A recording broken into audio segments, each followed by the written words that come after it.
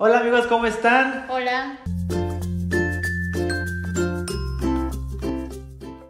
Pues ya estamos en el episodio número 13 de este podcast y el día de hoy, como pueden ver, tenemos invitado a Axel. Hola, ¿cómo Hola, ¿qué estás? tal? Hola, ¿qué tal? Mucho gusto. Estamos emocionados, en primera porque él fue de los primeros que invitamos cuando recién inició este proyecto, pero por tiempos, tanto de nosotros como de él, no podíamos cuadrar, postergábamos, pero por fin se nos hizo.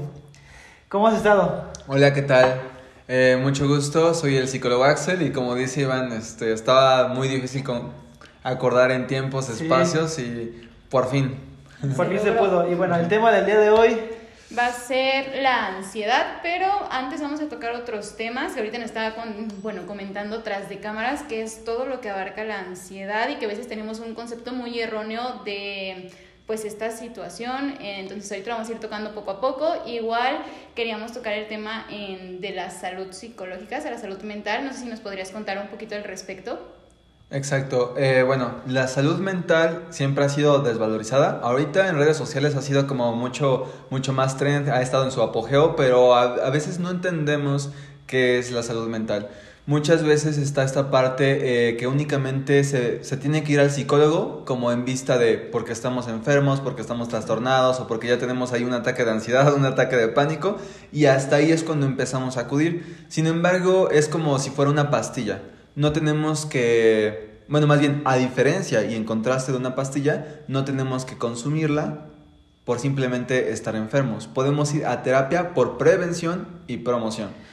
que muchas veces, digo, aquí en la cultura mexicana, como tú lo dices, no sé si en otros países, tú que ahorita nos estarás contando que no solamente tienes pacientes de aquí de México, no le damos esa importancia a esto y lejos de vamos a ir al psicólogo y sí lo vemos como malo, ¿sabes? Bueno, mínimo en mi círculo social, amigos, cercanos, lejanos, inclusive en familia, es como de, ¿por qué vas al psicólogo? ¿Estás loco? ¿O qué te pasa? De hecho, comúnmente antes, personas más grandes, quizás familiares, es como el loquero. Es ese concepto quizás erróneo que no debería de ser. Nunca deberíamos pasar por esa situación de que, ya como dice, hasta que estamos al extremo, poder acudir. Sí. Debería ser hasta como un chequeo, unos estudios generales que deberíamos hacer anualmente. Pasa lo mismo con esta parte del psicólogo. Es necesario acudir, no sé, quizás una vez al mes, una vez a la semana. Esto ya depende, me imagino que de cada caso. Sí, exacto. Va a depender de la sintomatología que traiga el paciente. Es decir, si tal vez hay un paciente que nada más no va por enfermedad, no va por trastorno, no va por alguna sintomatología, va simplemente para contar, externar sus emociones y todo eso, bueno, tal vez no es una sesión de 2 veces a la semana o una vez cada semana, ¿no? Va a hacer la diferencia la frecuencia con la que se vaya al psicólogo. Entonces, ese es un determinante muy importante. Ok, y ahora, por ejemplo, tú que tienes pacientes o tuviste pacientes de otros países, ¿cómo ves o qué choque encuentras entre la cultura mexicana con otros países? ¿O en otros países tienen como la misma imagen de un psicólogo? ¿Cómo está eso? Sí, no, ¿qué crees? Que pasa mucho, incluso tanto internacional o a nivel nacional. La verdad está en que está, al menos aquí en Occidente, todo Occidente está deteriorada el concepto que se tiene. Incluso hay pacientes que ya están en plena sesión, en plena terapia, y es el lugar seguro, ¿sabes? En el lugar donde puedes externar tanto inseguridades, groserías, muchas cosas, pero en ese momento, a veces cuando están llorando, dicen, ay, discúlpame, perdón por llorar. Como si no deberían de estar sintiendo. Cuando la tristeza o el llorar es una reacción natural, ¿no? Si tal vez, no sé, no concluye ese proyecto o fallece algún familiar, tal vez más bien lo raro sería no llorar, ¿no? Sí. Y entonces, pues cuando estamos en la sesión, pues se platican cosas muy personales y la verdad está que nacional o internacional está deteriorado porque se culpabilizan por lo que están sintiendo.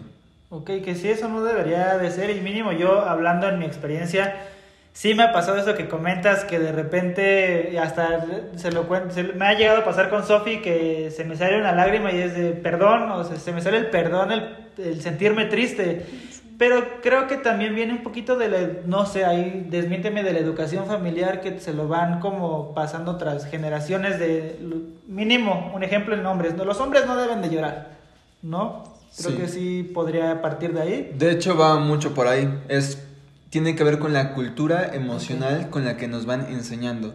Y entonces digamos que cuando somos niños somos como esponjas, ¿no? Sí. Aprendimos y nos vamos adheriendo todo eso. Y el problema está en que, ven, te lo voy a explicar de una manera que a mí me encanta. Pero es desafortunado escuchar eso, ¿verdad? Porque, por ejemplo, están llorando un niño y dicen, te compro este helado. Sí. Deja de llorar. Deja de llorar, ¿no? Y si bien tal vez es premiado y se siente bien que le compren ese helado, es un problema. Sí. Porque dicen, no debería de estar sintiendo esto, entonces me premian. Pero por el lado contrario, imagínate que le dan un golpe, o no llores, o llorar no es para hombres. Pues es un castigo, pero al final nos lleva a lo mismo. Tratar de evitar el llanto, tratar de evitar lo que sentimos, porque está mal. Entonces viene de la premisa, estar bien o estar mal. De entrada yo creo que deberíamos de sacar ese lenguaje de nuestro vocabulario. Es como si yo te dijera, mi vista o mi ojo está mal. Bueno, probablemente sí porque tengo miopía, ¿no? Pero aquí es un punto importante. Son órganos, ¿no? Sí. Están desde hace miles de años. También nuestras emociones están desde hace miles de años. ¿Y qué crees?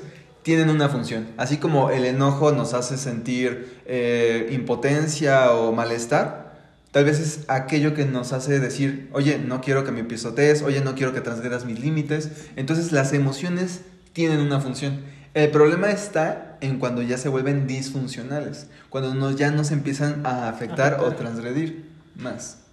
Ok, ¿y en qué momento se cruza esta línea de que pasa de ser una simple emoción a tener una sintomatología más severa? Ok, de una emoción funcional a una emoción disfuncional es cuando nos empieza justamente a generar cierta sintomatología o empieza a afectar nuestra calidad de vida.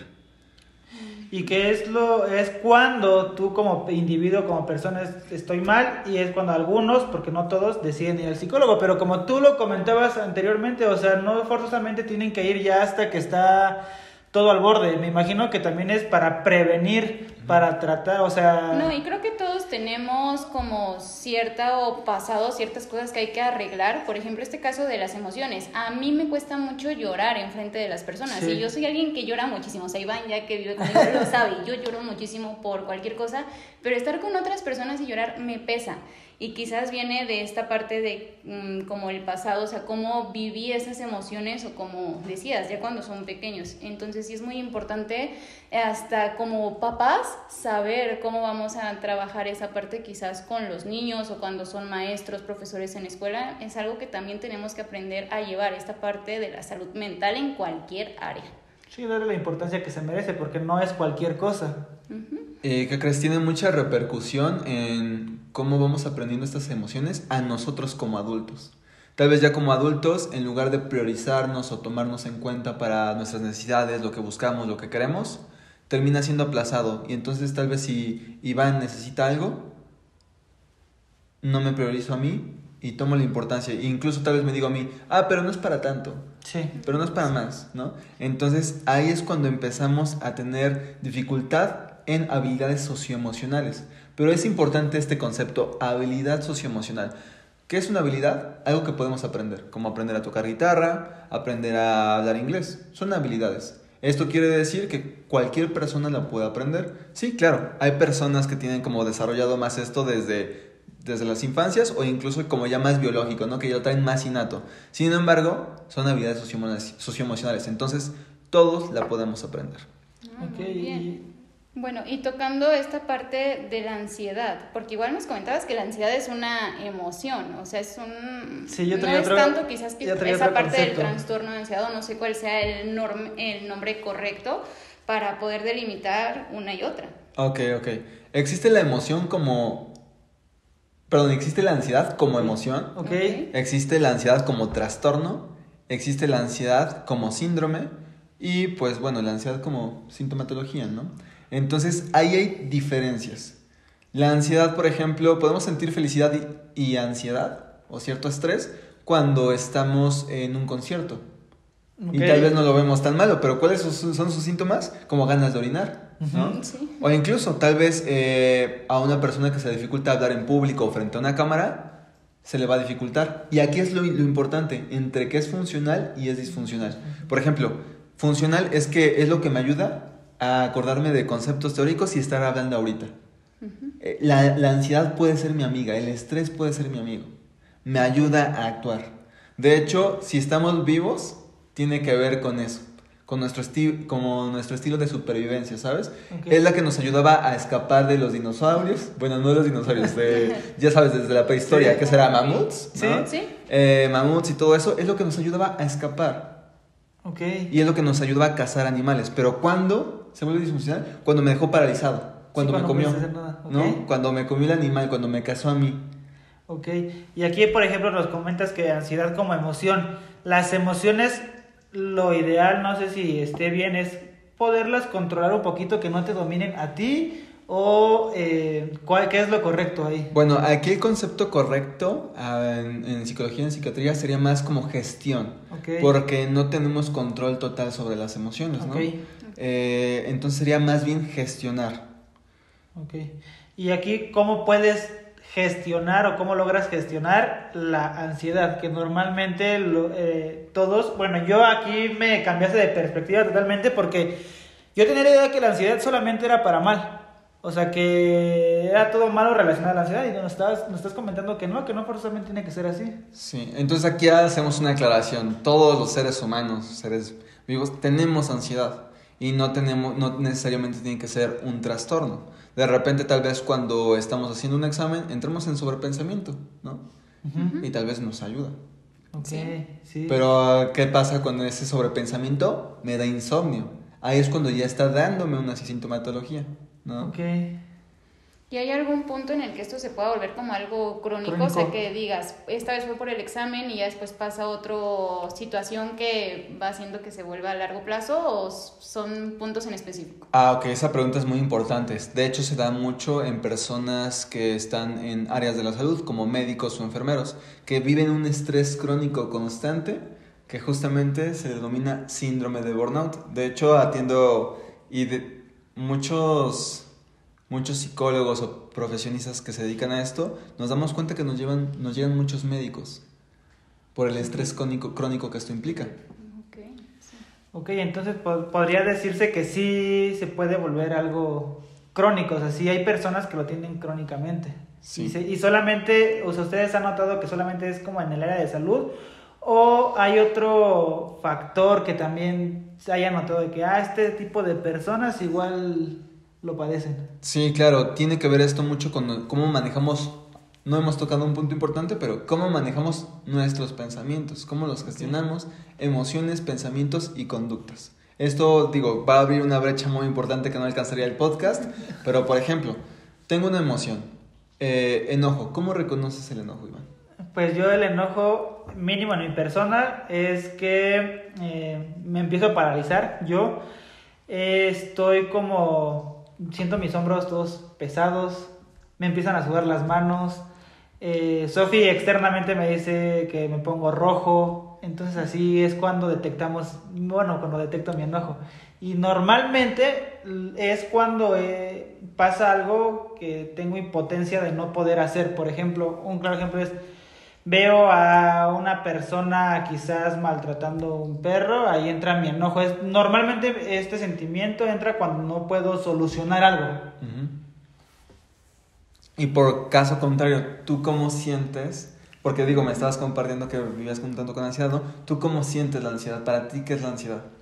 Para mí es cuando, o sea, yo siento que se detona, por ejemplo, cuando ya me presenta síntomas de salud, de que me duele muchísimo el estómago, tengo vómitos, me duele la cabeza, o sea, me imposibilita quizás hasta a veces el ir a trabajar, me pesa ir a trabajar, me pesa hacer mis actividades del día al día, y eso es lo que digo, ya como que noto que estoy estresada, igual me contracturo mucho, es como los detonantes que yo tengo.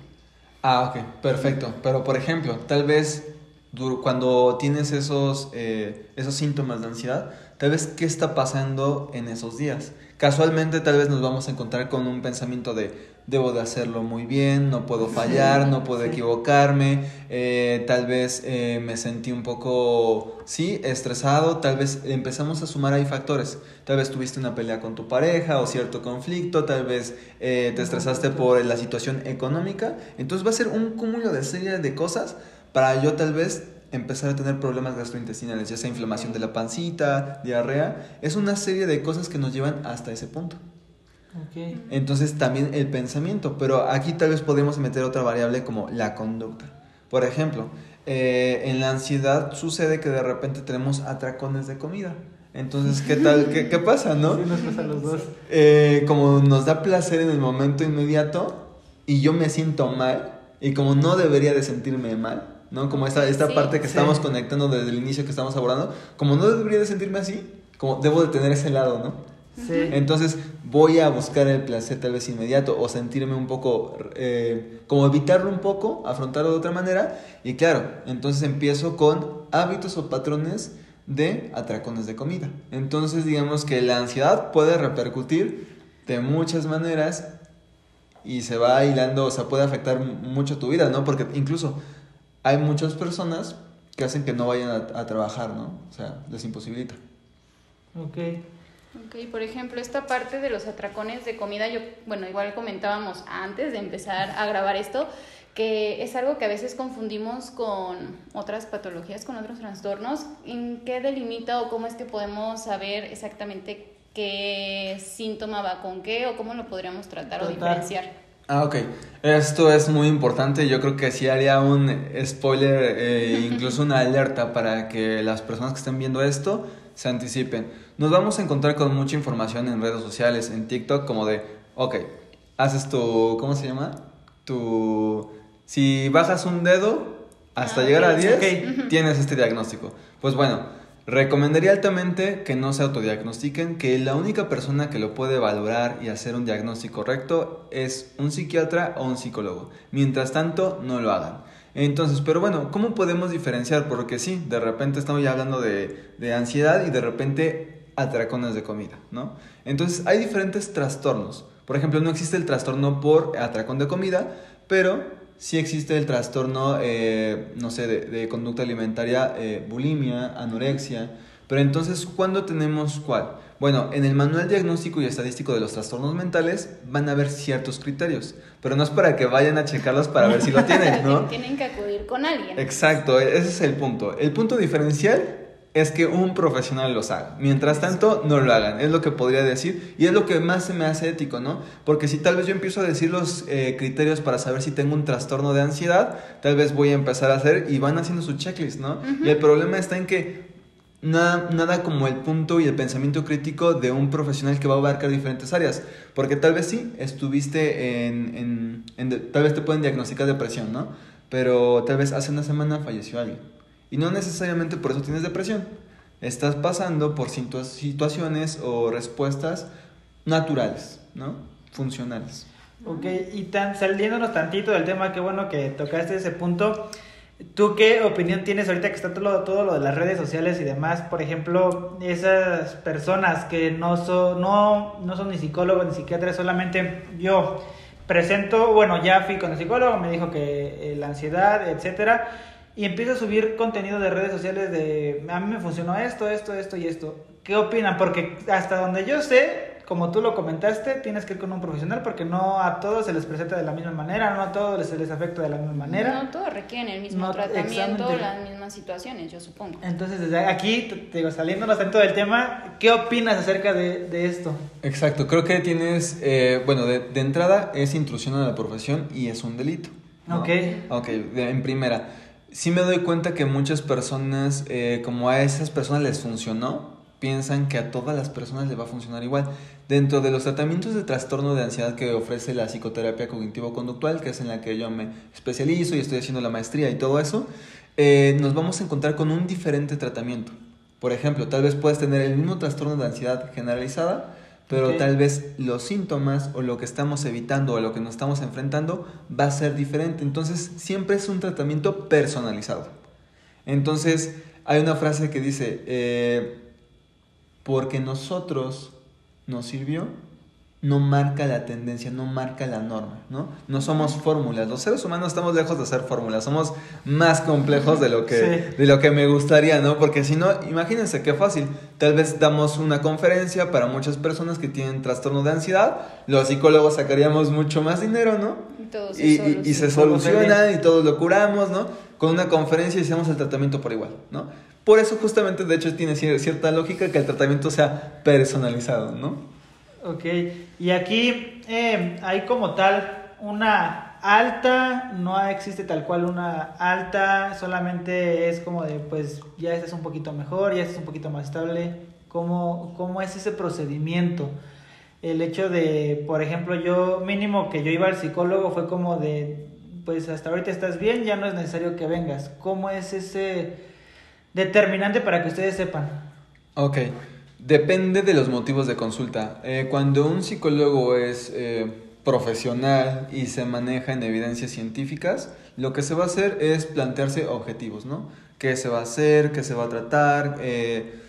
Plantear objetivos base. Y por ejemplo, si viene una persona con trastorno de ansiedad generalizada, tal vez con ataques de pánico, que se hiperventila y todo eso, de entrada sería reducir la sintomatología, ¿no? Okay. Entonces la ansiedad no es una enfermedad y la persona no va a ser permanente a ese grado que la tiene, ¿no? De que le hace hiperventilarse y tal vez caerse en el suelo o que simplemente le imposibilite muchas áreas de su vida. Entonces vamos a hacer que su vida sea funcional, ¿no? Tal vez sí, naturalmente cuando se esté estimulado o se enfrente a situaciones estresantes, puede vivirse en ansiedad, pero no va a tener un ataque de pánico, no se va a hiperventilar, tal vez no va a tener esta diarrea o problemas gastrointestinales, ¿no? Que son como antes, ¿no? Síntomas primeros, iniciales, ¿no? Okay. Digo, esperamos no llegar hasta ahí, pero entonces se van previniendo para que vaya gestionando más esta ansiedad y ocurra menos sintomatología. Ok. Hasta el grado incluso de erradicarla, ¿no? en el mejor de los sentidos, pero la emoción de la ansiedad es una respuesta psicofisiológica, ¿no? Entonces eso sería como lo fundamental. Y es algo que siempre va a estar presente y como tú decías, lo importante sería aprender a gestionarla. Y esto, pues igual creo que depende de cada persona, pero ¿hay alguna forma en la que tú digas, así podrías empezar a trabajarlo? Así de que tú digas, así podrías gestionar tus emociones. ¿O es así igual individualizado? Si bien tal vez no hay una fórmula, yo lo que sí podría decir es que empezara a reconocerla. Porque muchas veces en el lenguaje común y cotidiano no salimos de me siento bien o me siento mal. Pero eso incluso no solamente te ayudaría individualmente, sino incluso en pareja, ¿no? Es algo que se habla mucho, la comunicación. Sí, es que siempre le comunico, me siento mal, ¿no? O sea, sí se lo he dicho.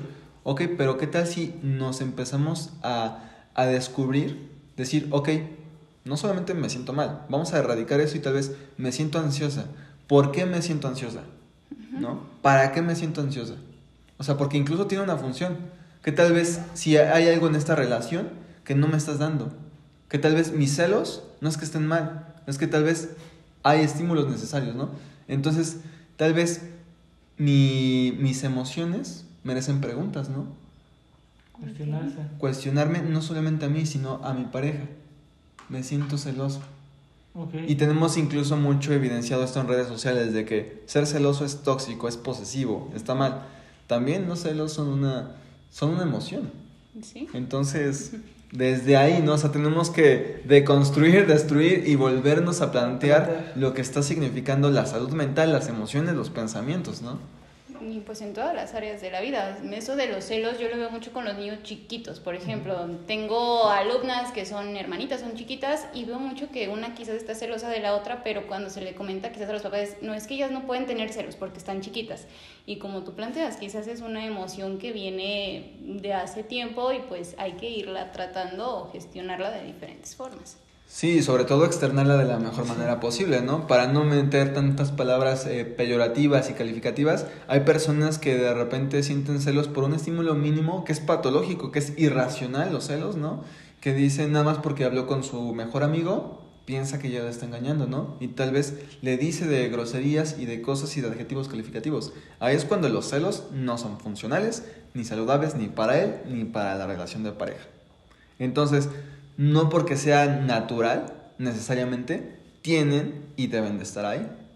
Entonces, sí es un tema más complejo de lo que podría ser. De lo que podría ser, exactamente, porque muchos volvemos a lo mismo. Creemos que tanto los celos, la ansiedad, solamente lo vemos como del lado negativo, de todo es malo, todo es para perjudicar, y no tenemos la idea o no teníamos ese chip en donde tú comentas que es totalmente lo que nosotros creemos que son emociones a fin de cuentas. O por ejemplo esa parte que comentábamos de las redes sociales de ser tóxico o tóxica, creo que es algo que se tocó mucho hace todavía un año, se mencionaba. Más o menos. Y es algo que deberían cambiar, quizás es esa parte de la comunicación como pareja o de aprender a cómo llevar a veces una relación, porque bueno, creo que es un tema igual extenso, pero hay que empezar a cambiar esos conceptos y cuestionarnos más hasta de lo que compartimos como memes, que no... Y creo que no solamente como en pareja, ¿no? Eso, qué bueno que toques relación, pero relación no solamente con tu pareja, sino también con tus amistades, con tus familiares. Contigo mismo. Exactamente. Entonces sí es muy, muy amplio y qué bueno que existen profesionales como tú que podemos acudir para cambiar ese chip que tenemos de erróneo hasta el momento, porque es lo que hablábamos, o sea, estábamos hablando fuera de cámaras y era, yo tengo esta idea de este tema y ya tratándolo, hablándolo como ahorita lo estamos haciendo, te dije, me voy con otro chip porque no es lo que yo creía. Sí, no, para nada. Esta parte, pues como tocábamos tal cual de la ansiedad, que creemos que todo es malo, pero no decimos, ok, sí me siento ansiosa. Puede ser que, no sé si esté bien en lo correcto, de que puede ser que te sientas ansioso y te suden las manos, ¿no? Es como esa emoción que decías al inicio, o ansioso, dependiendo los factores, pero todo como que siempre lo adjudicamos a algo malo y a veces hasta nos empezamos a preocupar o a sentir, pues quizás hasta sugestionarnos con ciertos síntomas que a veces vemos en redes sociales y todo, y por no tener esta información o la asesoría de la persona adecuada, no le damos el seguimiento como deberíamos. Y esto de retomando entre los celos y la ansiedad que me comentas, por ejemplo, tal vez los celos me van a ayudar a mejorar mi relación.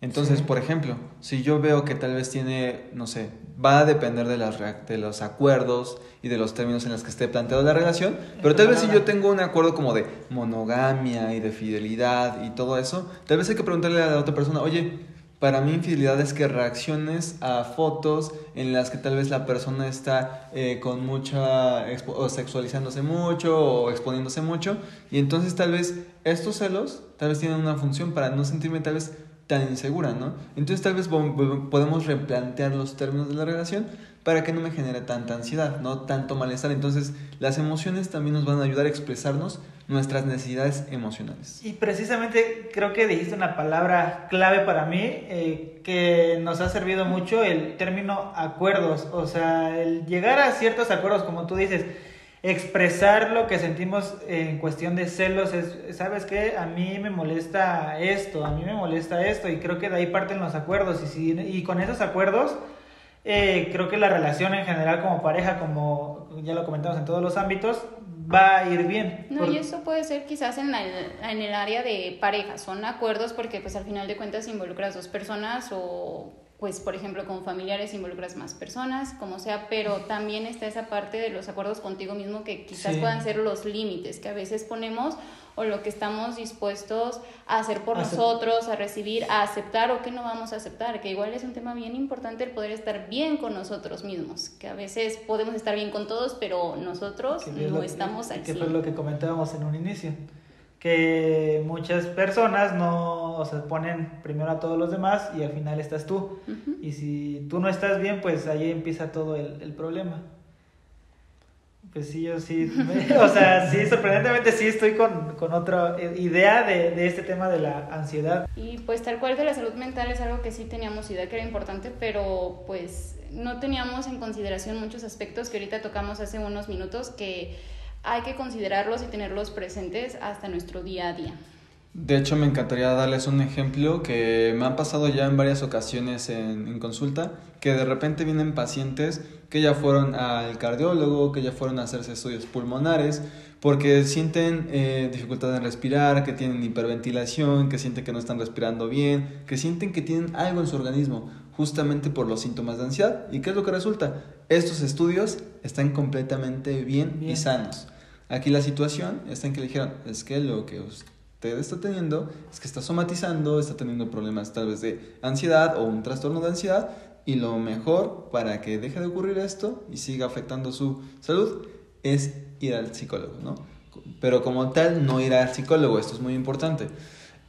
existen prácticas clínicas, hay psicólogo educativo, ¿no? Psicólogo organizacional, y el problema está en que hay personas que tienen su tira de estudios, su academia, ¿no? Sus certificados, sin ver ninguna práctica o marcos teóricos clínicos. Entonces tampoco es ir con cualquier psicólogo, es ir con un psicoterapeuta que maneje lo clínico, y sobre todo no solo lo clínico, que se evidencie que sus prácticas están basadas y que tienen un tratamiento, ¿no? Una metodología y todo.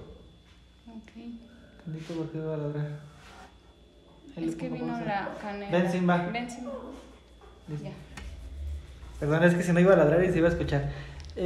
Y precisamente retomar, o sea, no muchas personas vemos, bueno, yo sí ya lo veo, pero por ejemplo al principio de la relación, es lo que le decía a Sofi, o sea, yo tenía conocidos que sí frecuentaban al psicólogo y precisamente para prevenir, para expresar sus sentimientos, y yo me iba con la idea, yo tenía la idea de, pues como, ¿para qué van al psicólogo? No tiene nada de chiste. Y retomando ahorita lo que tú comentas, yo al momento de ya querer ir a un psicólogo que acudí, es saber bien en qué están especializados, porque si voy, por ejemplo, con un psicólogo, digo, yo no sé en esa área de psicología, pero si yo voy con un psicólogo organizacional, me imagino que no va a poder tratar mis síntomas, por ejemplo, si voy por un tema de ansiedad. Entonces es como investigar, pero ahora, ¿cómo recomiendas el investigar para acudir a un psicólogo dependiendo qué es lo que estás buscando?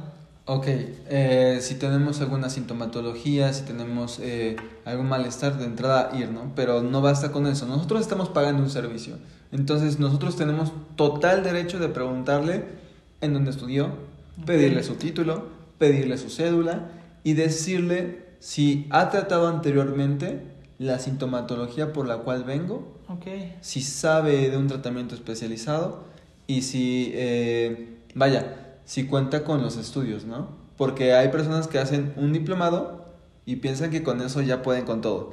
Entonces, hay incluso psicólogos especializados en infancias y adolescentes, hay psicólogos especializados en adultos, y vaya, de repente hay psicólogos que yo veo que es súper raro, obviamente están haciendo malas praxis, pero atienden todo. Sí. Y eso obviamente no es ético. Tal vez ellos por querer generar un ingreso más hacen eso, pero vaya, difícilmente incluso te puedo decir que una persona ya adulta, experimentada de 50, 60 años puede manejar todos los pacientes. Puede abarcar todo. Sí, ¿no? Ok, eso es muy... Es como, imagínate un médico, perdón, Sí, no, es no como te preocupes. un médico diciendo que opera corazones cuando no tiene eso y también opera el cerebro, o sea, ¿cuándo lo has visto, no? Sí. Pues acá igual, debemos de hacer especialidades, ¿no? Enfocarnos y hacer, sobre todo, un tratamiento más digno a los pacientes. Ok, ¿y hay alguna forma de que ellos puedan verificar esta información? Sí, ustedes se pueden meter al Registro Nacional de Títulos y Cédulas, lo buscan en Google y ahí aparece enseguida, es el primero, y pueden buscar el nombre del psicólogo o terapeuta del que dice ser, ¿no? Okay. Ahí debe de salir su nombre y debe salir la escuela e institución y licenciatura, ¿no? Porque yo me he encontrado incluso en personas en redes sociales virales que han sido denunciadas por ser psicopedagogas dando terapia. ¿Qué es esto? Pues personas que se dedican a enseñar, se especializan en los procesos de aprendizaje y todo eso, ya sabes, ¿no? Psicopedagogía. Entonces, es todavía toda una práctica ilegal y antiética. Que volvemos a lo mismo, eso de las redes sociales es saber cómo investigar, porque no solamente, como tú lo comentabas, no solamente en lo de la psicología, se da también en los doctores, que lo hemos visto también hace poco, vimos a un familiar mío que es médico y le comentaba, por ejemplo, a mí me gustaría hacerme la rinoplastia, le decía, oye, encontré este médico en Pachuca, ¿me puede decir si es bueno o no? Y me dijo, ¿sabes qué? Ni siquiera me aparece su cédula en la página que comentabas. Y era un un perfil que tenía 50,000 seguidores y que diario tiene cirugías. Entonces, y volvemos a lo mismo, nos pasa también, por ejemplo, y creo que en general con todo lo de la salud es algo muy delicado que tiene que ser atendido con un especialista en particular que tenga los estudios, como tú dices, porque no es lo mismo una carrera o unos estudios de 4 años y que todavía se hacen maestría a un diplomado que puedes hacer en unos meses, que digo, no está mal, aprendes algo, pero no puedes... No con eso te va a bastar para poder llevar bien a un paciente. Por ejemplo, yo lo veo de la parte del deporte. Que quizás hay entrenadores, ¿no? O licenciados en educación física, en ciencias del deporte, en cultura física, que toman algún diplomado de psicología y ya con eso ellos quieren dar las terapias a sus mismos deportistas y creo que eso no debería pasar. Sí te da una idea el diplomado de qué es lo que está bien quizás para que puedas buscar a la persona adecuada, pero no es lo mismo que un psicólogo que te pueda abarcar esa parte deportiva, que al final de cuentas es muchos años de estudio. Y también aquí quiero hacer una aclaración que desafortunadamente no solo son los terapeutas, también son las instituciones que les ganan el dinero. Porque conozco instituciones, tal vez no diré nombres, pero en las que dan esta maestría en psicoterapia, pero es humanista, ¿no? En psicoterapia humanista o otro tipo de psicoterapias que no están a veces lo más recomendable para ciertos tratamientos de trastornos de ansiedad, por ejemplo, pero ellos dan acceso a que personas de administración de empresas, contadores, puedan estudiar esa maestría. Entonces de ahí es alerta, porque incluso pueden tener esa maestría y no ser psicólogos. Uh-huh. Entonces, por ejemplo, en la maestría que yo estoy, no dejan que ninguna persona que no sea psicólogo pueda meterse a ese tipo de maestría, porque está justamente basada en evidencias y tiene una regulación total, ¿no? Entonces ahí es la gran brecha y diferencia. También nos encontramos con muchos coaches que dicen, yo sé cómo tratar la ansiedad, y su cursito, ¿no? Entonces... Y como tú dices, todo eso viene de las instituciones, porque me consta, he visto o he estado en el área de las instituciones y he llegado a ver, tampoco diré nombres, pero he llegado a ver que desde dentro es como de, ¿sabes qué? La maestría es enfocado, por así decirlo, a nutrición. Lo ideal sería que solamente los nutriólogos tomaran esa maestría, pero... me ha tocado ver, y digo, no solamente en Hidalgo, a nivel nacional, es como, sí, con tal de tener más, quizás en la maestría por lo económico, por la parte del ¿sabes ingreso? qué? Que entren también los fisios y que entren también los licenciados en ciencias del deporte, y va por ahí lo mismo. Entonces, no, pues es a fin de cuentas la salud, entonces no es cualquier cosa la salud. Igual, si a ti te interesa estudiar, por ejemplo, la parte de psicología, pues que busques quizás las instituciones que sí te brindan bien esta parte y que, como tú dices, tengan un respaldo y que tengan esa diferencia de que sí te va a beneficiar en un futuro y sí vas a poder lograr pues quizás esas metas profesionales que tienes y no solamente te estás yendo a una universidad, aunque sea la más reconocida, pero que no tenga ese sustento y estas bases detrás de. Pues, ¿algún mensaje que tengas para todos los que nos ven? Me encantaría que después de haber visto este video, si en alguna de ustedes cambia esta idea, esta noción de la salud mental o las emociones, yo estaré feliz y me encantaría que sigan, tal vez busquen, o sea, si tal vez estás pasando por dependencia emocional y tal vez no tienes esto para pagar un psicólogo, que hay muchas herramientas ahí en el navegador web. Nos encontramos con cómo superar la dependencia emocional y qué es, ¿no? Y cómo superarla. Nos encontramos muchos PDFs por ahí gratuitos. Entonces a veces no se tiene este acceso a la salud mental porque desafortunadamente es un privilegio, pero sí podemos generar muchas redes de apoyo en las cuales basarnos para no estar tan vulnerables a algo que es una constante, ¿no? Porque podemos encontrarnos una persona, a un ex, y en la violencia psicológica, emocional, sin contar la física, es muy fácil, ¿no? Digo, es un tema que no tocamos, da para muchos temas, pero por ejemplo, va desde ahí hasta esto otro, ¿no? Entonces me encantaría que siguieran teniendo un autocuidado sobre todo, ¿no? Estos autocuidados de amor propio que nos van a generar más estabilidad.